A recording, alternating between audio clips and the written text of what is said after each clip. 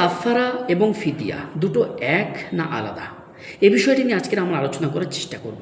যেহেতু আমাদের পূর্বে মিস্টেক হয়ে গেছে কয়েকটি মশলায়, আমাদের যে চ্যানেল রয়েছে ইসলামিক আদালত বাংলা, এই চ্যানেলে রোজার মশলা আলোচনা করার ক্ষেত্রে রোজার কাফারা ফিদিয়া একত্রে ব্যবহার করা হয়েছে।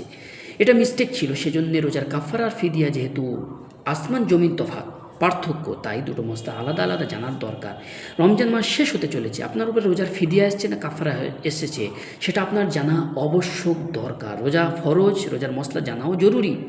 সেজন্য করে প্রিয় মুসলমান ভাইরা মশলাটি স্ক্রল না করে শেষ পর্যন্ত শুনবেন, নিজের ভাইদের কাছে শেয়ার করবেন যাতে করে তারাও জানতে পারে ফিদিয়া তাদের উপরে এসছে না কাফারা এসছে। রমজানের কাফারা কারা দেবে, রোজার কাফারা কারা দেবে? যদি কোনো ব্যক্তি যার উপরে রোজা ফরজ হয়ে গেছে, এমন ব্যক্তি অর্থাৎ সে বালেক, বিবাহের যোগ্য, পুরুষ হোক বা মহিলা, বিবাহের যোগ্য হয়ে গেছে, তার মাইন্ড সুস্থ, সে কোনো পাগল নয় এবং সে অসুস্থ নয়, এমন ব্যক্তি রোজা রাখার পরে যদি ইচ্ছাকৃতভাবে রোজাকে নষ্ট করে তাহলে তার উপরে রোজার কাফারা দিতে হবে। এখন রোজার কাফারা কি?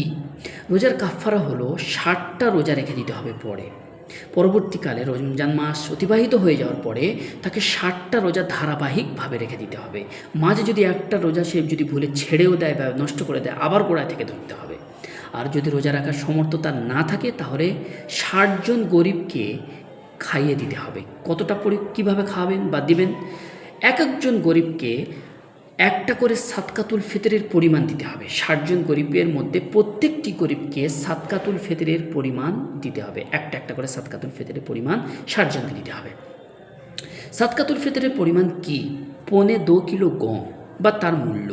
2.25 কিলো গম আমরা যদি কিলো বা গ্রামে ধরি তাহলে 1 কিলো 633 গ্রাম গমকে বলা হয় 2.25 কিলো গম। বাজারে রেট জিজ্ঞাসা করবেন আপনি, একটি গরিবকে 2.25 কিলো গমের মূল্য 70 টাকা আজকাল হচ্ছে আমাদের 24 পরগনায়, তাহলে 70 টাকা করে একটি গরিবকে দিয়ে দিতে পারেন, বা প্রত্যেকটি গরিবকে 2.25 কিলো গম দিয়ে দিতে পারেন, সুন্দরভাবে হয়ে যাবে। 60 জন গরিবকে দিতে হবে আপনাকে, বা একজন গরিবকে 60 দিন ধরে প্রত্যেকটি দিন 2.25 কিলো গম দেন বা 2.25 কিলো গমের মূল্য দিয়ে দেন।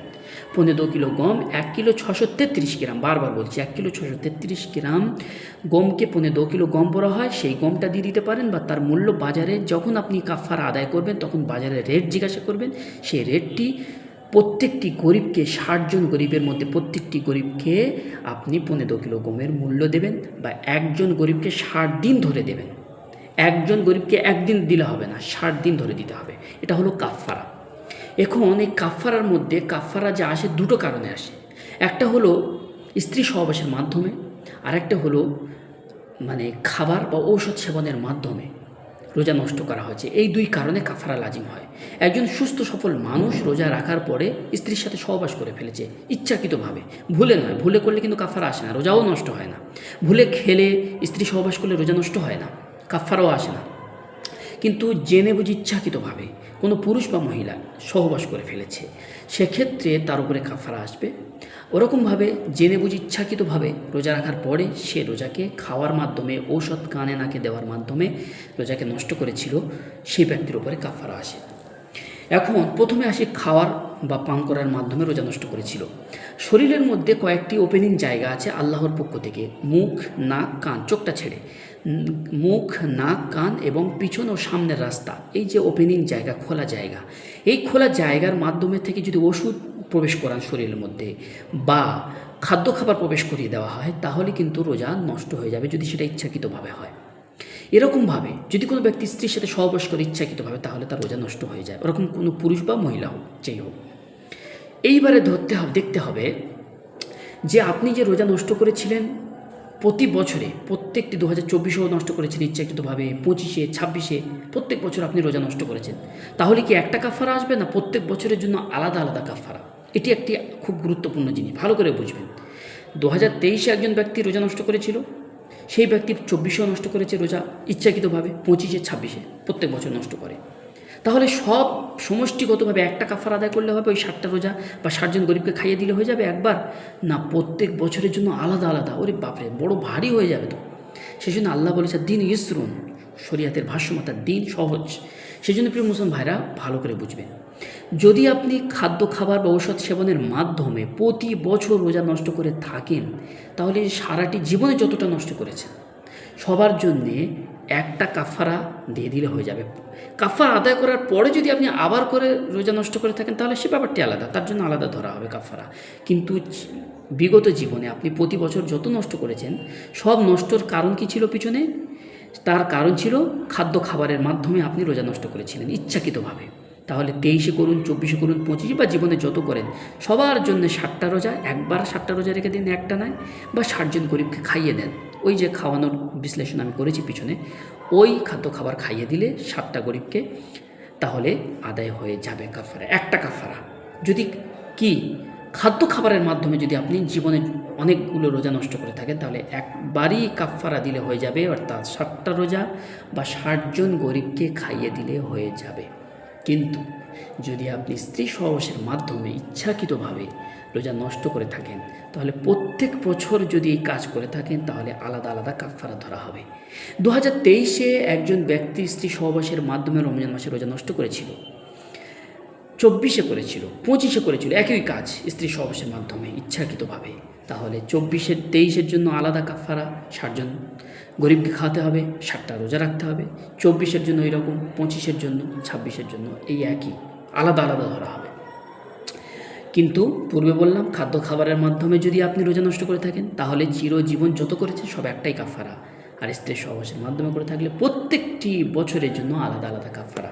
হ্যাঁ, 2023-এ 30টা রোজার মধ্যে 4টে রোজা আপনি নষ্ট করেছিলেন, 4বার স্ত্রী সহবাসের মাধ্যমে আপনি রোজা নষ্ট করেছিলেন, তাহলে 4বারের জন্য কিন্তু 4টে নয়।